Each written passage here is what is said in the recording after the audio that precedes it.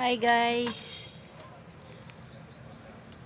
mayong udto sa inyong tanan.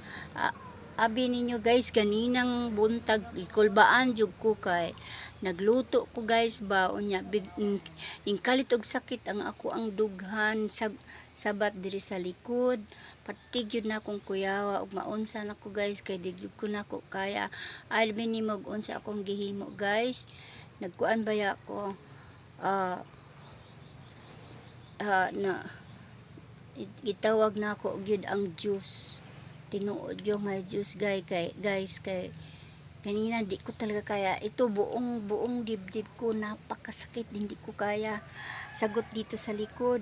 Tas tinawag ko yung ang gitawag na ako ang juice nga guys tanga tabangan ko nga mawala ang sakit kay hindi ko kaya nga sana wag pa muna guys, yun ang sinabi ko.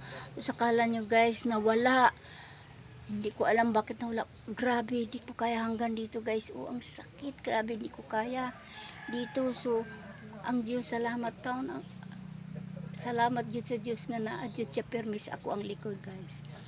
Papaiyak ko guys, hindi ko akalain nga mawala. Sobrang sakit, hindi ko talaga kaya.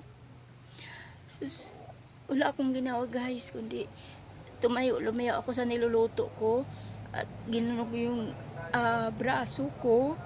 Diyos ko, wag mo na ngayon Lord, please.